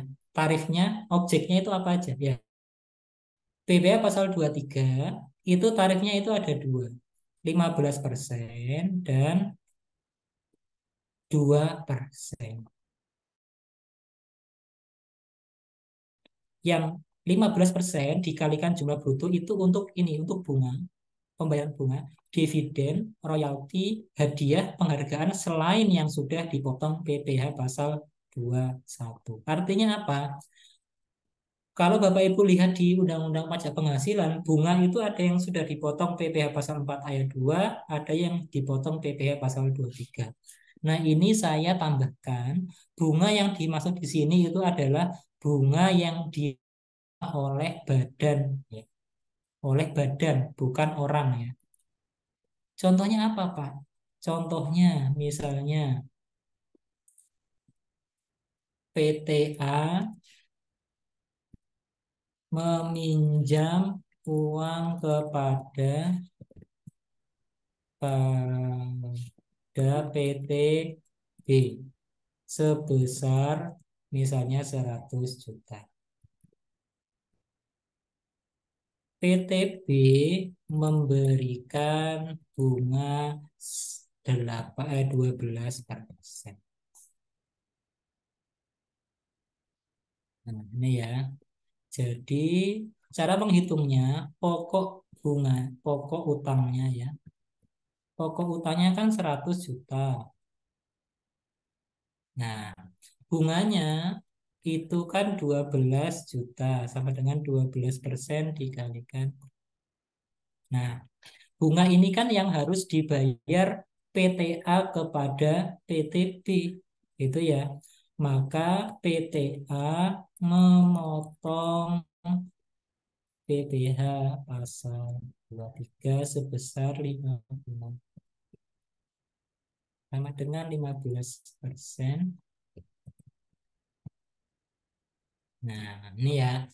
PTA itu harus memotong PPh pasal 23 sebesar 15%. Ini ya. Ingat, untuk transaksi atau bunga yang diterima oleh badan ya. Selain perbankan ya, selain perbankan, selain bunga perbankan. Kemudian dividen yang dimaksud di sini itu adalah dividen yang diterima oleh badan juga. Misalnya PTA mempunyai saham di PTB. Nah, karena PTB ini untung, maka dia itu memberikan dividen kepada PTA. Itu ya. Oke, nanti ada pengecualian dividen nanti di akhir bab ya. Kemudian royalti ya, sama ini baik yang diterima oleh orang pribadi maupun badan ya, sama. Nah, hadiah ini hadiah yang diterima oleh badan juga. Jadi misalnya PTA memberikan hadiah kepada PTB, maka untuk pemberian hadiah ini dipotong PPh pasal 23 sebesar 15%. Ya. Kemudian yang tarif 2%. Itu yang pertama adalah sewa selain sewa tanah dan bangunan. Ya. Sewa selain tanah dan bangunan. Maksudnya gimana, Pak? Misalnya PTA sewa truk PTB untuk angkutan material sebesar misalnya sebesar 5 juta. Maka untuk transaksi ini ya PTA itu PTA harus memotong PPh pasal 22. Nilai sewanya 5 juta. PPh pasal 23-nya 2%.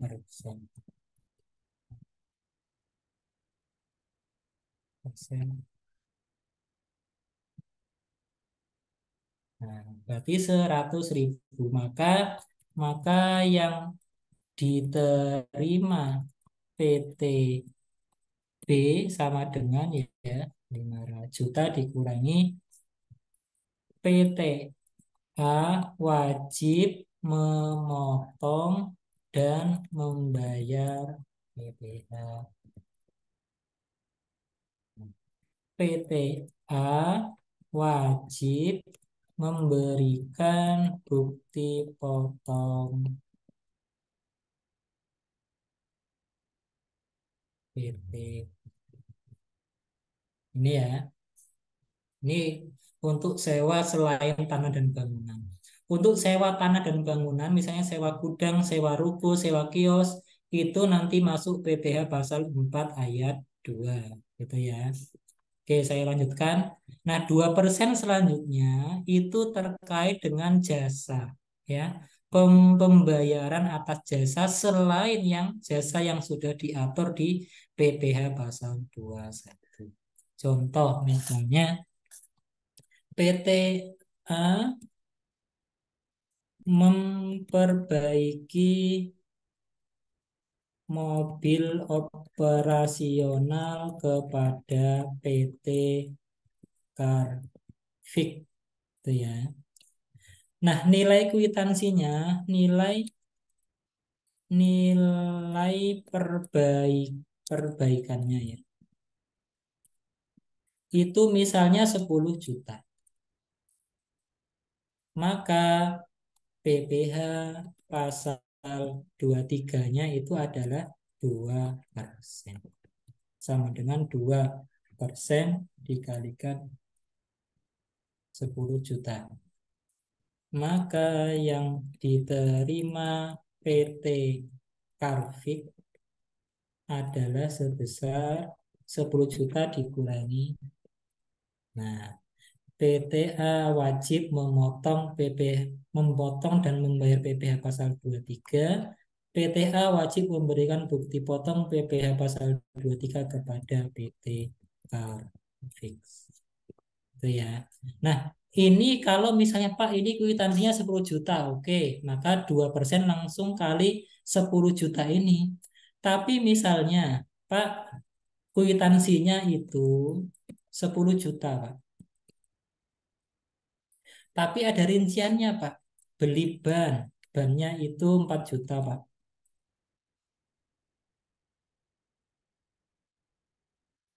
Kemudian olinya itu oli 500.000, Pak. Kemudian onderdil yang lain itu misalnya 6 juta, Pak. Sorry, 6 juta. 3 juta, Pak. Baru jasanya itu sisanya, Pak. Berarti jasanya itu kan ini. Nah, jasanya itu 2,5 juta. Nah, kalau di kwitansinya itu adanya seperti ini, maka PPh pasal 23 itu hanya 2%, 2% dikalikan dengan jasanya saja sama dengan 2% dikalikan jasanya. Jadi harus memotong PPh pasal 23 sebesar 2%. Ini berlaku juga untuk maklon ya. Misalnya untuk pembuatan kaos misalnya. PTA minta tolong dibuatkan kaos di PT B misalnya. PTA yang menyediakan bahan-bahannya. Nah, jasanya itu nanti dilakukan oleh PT B. Maka caranya adalah nilai barangnya itu dikeluarkan dulu. Nah, yang dikenakan PPh pasal 23 itu hanya atas jasanya saja sepanjang memang ada rinciannya. Ya. Untuk barang lainnya. Untuk gimana Mas Imam maksudnya ini? Untuk ban, oli, dan onderdil itu masuk PPN Oh, ya? kalau ya, oke saya paham. Mas, Pak ini kan 2% oke dari jasanya aja. Terus yang ini gimana, Pak? Nah, yang barang-barang ini dipotong pajak nggak? Tidak perlu dipotong pajak. gitu ya. Kecuali, nah kecuali ini kan karena yang membeli PTA. Kecuali ya, kecuali gini, sorry. Dinas Pendidikan Kota Bekasi apa ini? Memperbaiki mobil dinas kepada PT Carfix. Nah, ini baru nih. Kalau ada rincian seperti ini, misal kwitansinya 10 juta ada rinciannya, maka PPh pasal 23-nya itu 2% dari jasanya saja. Nah, yang barang-barang ini karena pembelian barang yang dilakukan oleh instansi pemerintah, maka PPh pasal 22 1,5%. Dari apa? Sama dengan dari ini nilai pembelian barang sama dengan 1,5% dikalikan nih ya ban ditambah oli ditambah onboarding. Nah, ini ya. Yang atas tidak ada PPh pasal 22 karena PTA itu bukan instansi pemerintah ya. PTA juga bukan BUMN. Itu ya, Mas Imam ya. Oke, ada yang ditanyakan Bapak Ibu?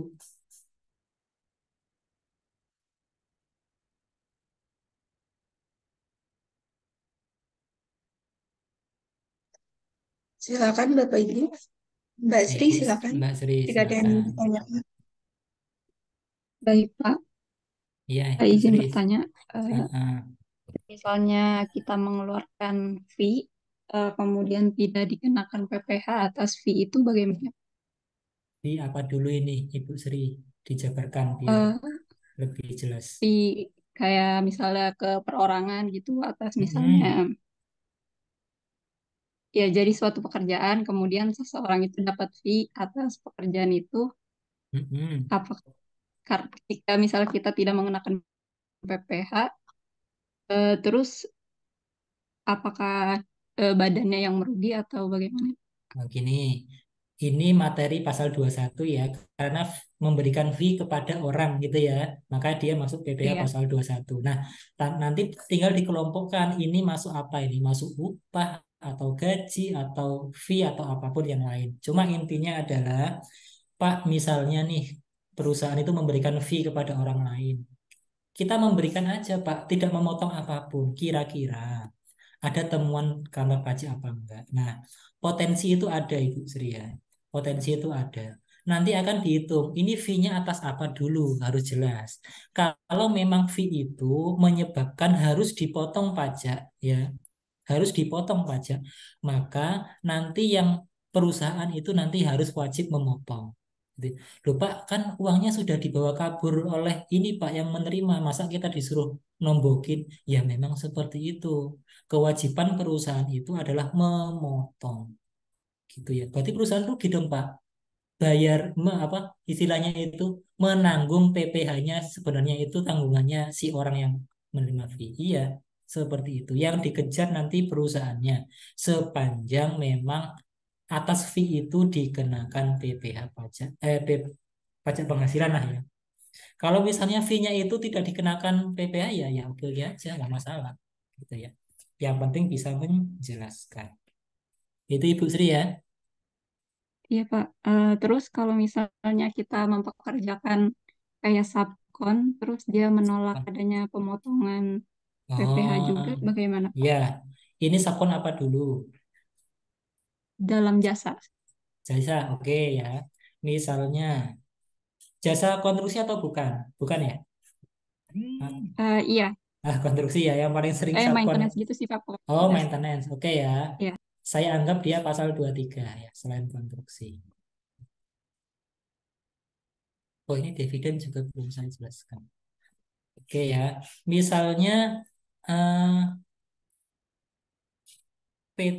sorry, sorry.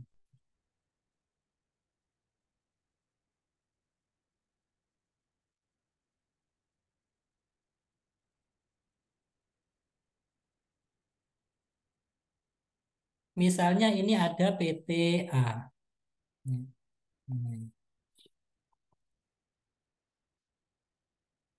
Ada PTA. Kemudian di sini ada PTB.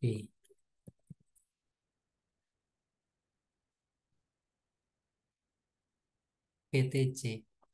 Nah, PTB itu mendapatkan pekerjaan dari PTA. Ya, mendapatkan pekerjaan dari PTA. Nah, pekerjaan ini disubkonkan oleh PTC kepada PTC. Gitu ya. Jadi ini tidak bisa mengerjakan, tapi dia ngambil, kemudian pekerjaan dari PTA itu dilempar ke PTC.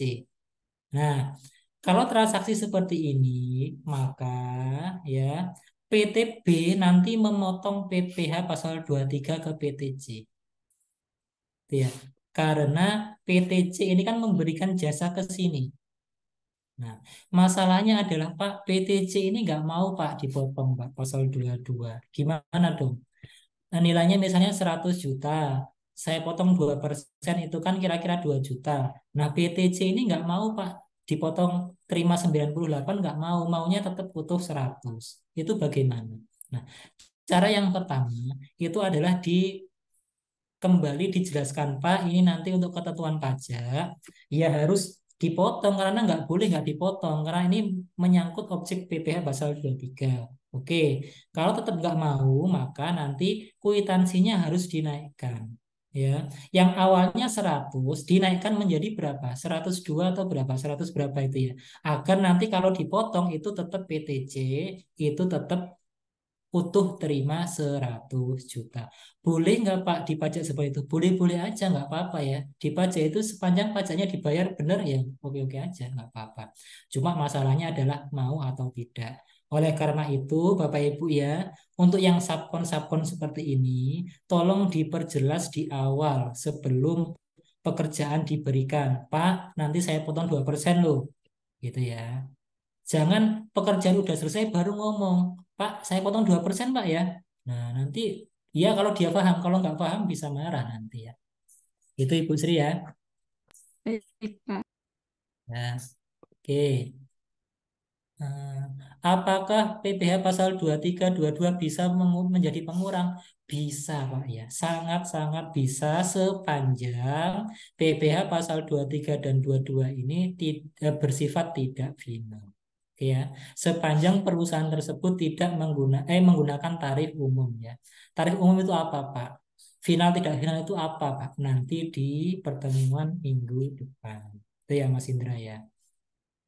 Pak Somba, Pak, misal kita pakai jasa tracking, apakah 23 tetap iya, tetap Pak. Sedangkan mereka tidak mau dipotong, alasannya sudah murah. Ya, ini Pak, ya, masalahnya adalah seperti ini. Tetap harus dipotong, ya. Tidak, tetap harus dipotong PPh pasal 23 karena itu melekat ya. Memberikan penghasilan kepada orang lain itu kalau enggak pasal 23 ya 21 udah. Itu ya Pak Somba ya. Jadi tetap harus dipotong. Mengenai kondisi di lapangan nanti ya pintar-pintarnya kita gitu ya, pintar-pintarnya. Mungkin kalau misalnya ditanya orang pajak yang kaku, ya sudah Pak cari ekspedisi yang lain. Tapi kan di lapangan tidak tidak semudah itu gitu ya. Ya sudah Pak cari ekspedisi lain yang mau dipotong PPh pasal 23. Tapi kan ya itu di lapangan tidak mudah, tidak bisa semudah itu gitu kan ya. Itu ya Pak Somba ya jawabannya wajib tetap harus dipotong pasal 23. Oke ya. Bapak Ibu ini kurang 10 menit saya lanjutkan PPh pasal 4 ayat 2 ya Bapak Ibu ya. Mohon maaf nih. Pertanyaannya bisa disimpan nanti. Oke, sekarang PPh pasal 4 ayat 2. Nah, ini bersifat final. Khusus PPh pasal 4 ayat 2 itu bersifat final ya. Bapak Ibu itu harus bisa mengelompokkan mana yang penghasilan bersifat final dan tidak final. Caranya minggu depan saya kasih tahu. Nah, PPh pasal 4 ayat 2 ini relatif gampang ya, ada daftarnya. Ini ya. Atas apa aja ini penghasilan yang berupa ini ya. Berupa bunga tabungan itu nanti dikenakan PPh final 20%. Tarifnya banyak ya. Nanti bisa dipelajari. Yang paling sering ini ya, kalau Bapak Ibu membeli rumah, membeli tanah itu ya, bagi Bagi penjualnya dikenakan PPh 2,5%. Bagi pembelinya nanti dikenakan BPHTB. Itu ya. Yang 2,5% itu nanti masuk rekening atau kas pemerintah pusat, yang BPHTB-nya masuk rekening pemerintah daerah. Kemudian sewa tanah dan bangunan itu 10%, ya. 10% tarifnya. Misalnya PTA, PT Mitsui ya, sewa kios Pak Ahmad untuk jangka waktu 2 tahun, ya, senilai 200 juta. Maka atas transaksi ini PT Mitsui wajib memotong PPh pasal 4 ayat 2. Ya, nilai sewa, ingat ya, sewa tanah dan bangunan loh ya. Nah, ini maka PPh pasal 4 sama dengan 10%. Nah, ini harus dipotong besar sekali, Pak. Ya, memang seperti itu. Ya, ini. Nah, ini untuk sewa tanah dan bangunan. PT Mitsui wajib membuat bukti potong dan diserahkan kepada Pak Ahmad. Kemudian yang lain itu ya, jasa konstruksi ya, ini sudah paham. Dividen. Nah, ini sebentar sebelum ke dividen itu ada hadiah undian ya. Ini khusus hadiah undian yang diundi ya, baik yang diterima badan maupun orang.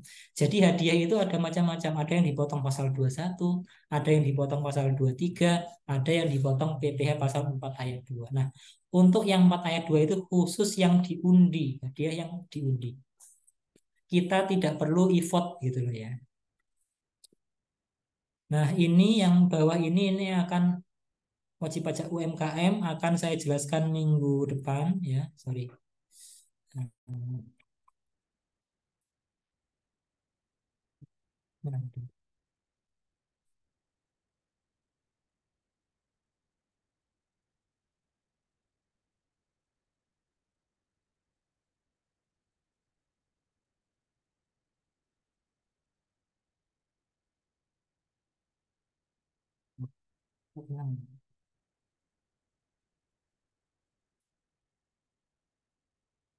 Oh ya, ini ya. Nih. Nah, saya akan sedikit menjelaskan mengenai ini Pak, dividen ya. Nah, nih, dividen sejak berlakunya Undang-Undang HPP. Dividen ya, yang kalau kita punya uang lebih atau harta lebih itu kan biasa kita investasikan. Baik itu kita membuat PT ataupun yang lain. Nah, dividen dalam negeri itu bisa diterima oleh orang pribadi maupun badan. Gitu ya. Nah, dividen itu merupakan bagian dari keuntungan ya yang dibagikan kepada pemegang saham. Pemegang saham itu bisa jadi bentuknya itu orang maupun badan. Nah, kalau misalnya yang menerima itu orang pribadi, maka dividen itu tidak dikenakan tarif 10% sepanjang si orang ini menginvestasikan ke beberapa instrumen investasi sesuai dengan peraturan Menteri Keuangan. Jadi kalau tidak diinvestasikan nanti kena 10%. Beda dengan badan. Kalau dia dapat dividen dalam negeri, itu tidak diinvestasikan pun dia tidak perlu dipotong 15% lagi. Atau bukan merupakan objek pajak. Gitu ya. Jadi kalau misalnya PTA punya saham di PTB, PTB memberikan dividen kepada PTA, itu sudah tidak dipotong PPh pasal 23 lagi sebesar 15%. Semenjak berlakunya Undang-Undang HPP. Beda cerita misalnya yang menerima itu orang pribadi, tidak dipotong pajak sepanjang diinvestasikan. Contoh, Pak Ahmad punya saham di PTA. Nah, Pak Ahmad mendapatkan dividen sebesar 100 juta dari PTA pada tahun 2023. Nah, misalnya gini, Pak Ahmad, Pak, saya dapat dividen, Pak, 100 juta. Yang 80 juta itu untuk biaya masuk kuliah anak misalnya. Untuk anak saya 80 juta Pak masuk kuliah Pak. Oke. Sisanya itu saya investasikan sesuai dengan investasi sesuai dengan ketentuan. Sisanya 20.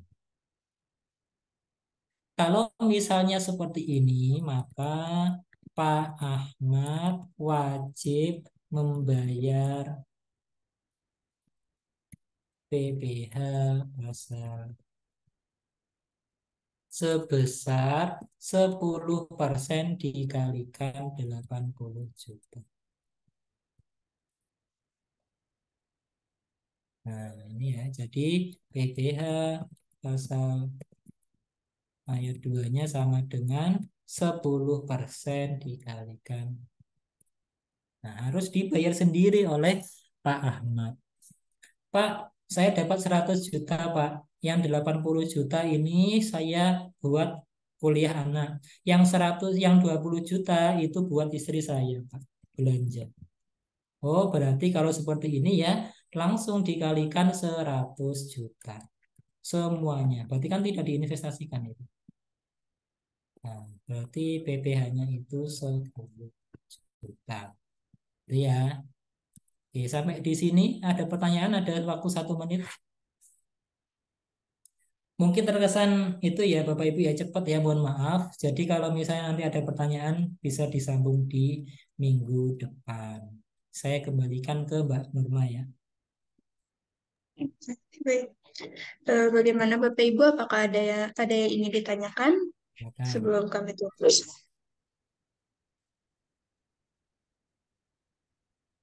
Silakan jika ada yang ingin bertanya.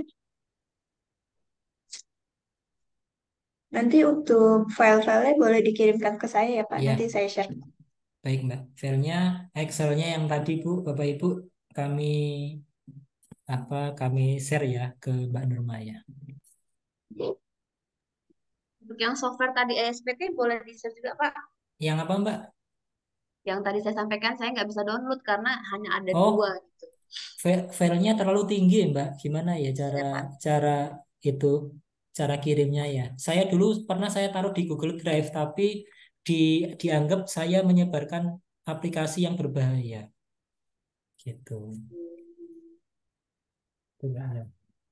Kalau misalnya kita download, bisa download di mana, Pak? Yang Di item-item Google, itu. di googling Mbak ya. Nanti saya screenshot nama filenya ya.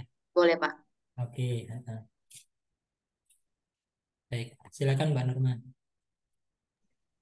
Baik, kalau gitu jika tidak ada pertanyaan, saya izin tutup ya Pak. Oke, baik, Bapak Ibu sekalian, peserta pelatihan Brevet AB, materi PPh potong pungut hari ini sudah selesai. Namun sebelumnya kita akan melakukan sesi dokumentasi terlebih dahulu dan para peserta diminta untuk menyalakan kamera dan mikrofon. Dibantu untuk menyalakan kamera dan mikrofonnya Bapak Ibu. Masih kami tunggu.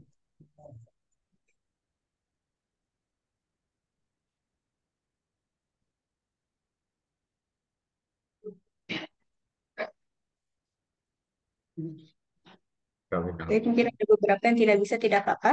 Semuanya boleh tersenyum ke arah kamera. Saya hitung 1 sampai 3. 1, 2, 3.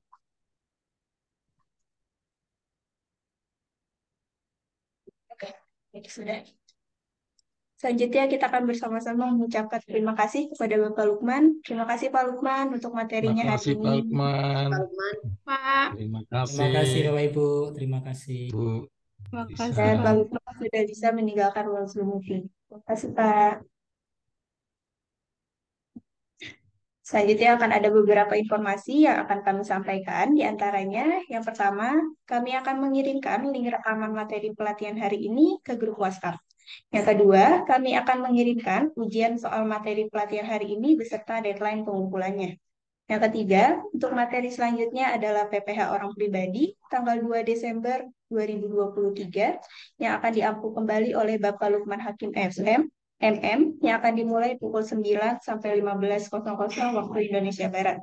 Link Zoom meeting akan kami informasikan 15 menit sebelum pelatihan dimulai. Demikian informasi yang dapat kami sampaikan dan para peserta sudah bisa meninggalkan ruang Zoom meeting. Terima kasih. Wassalamualaikum warahmatullahi wabarakatuh. Waalaikumsalam warahmatullahi wabarakatuh.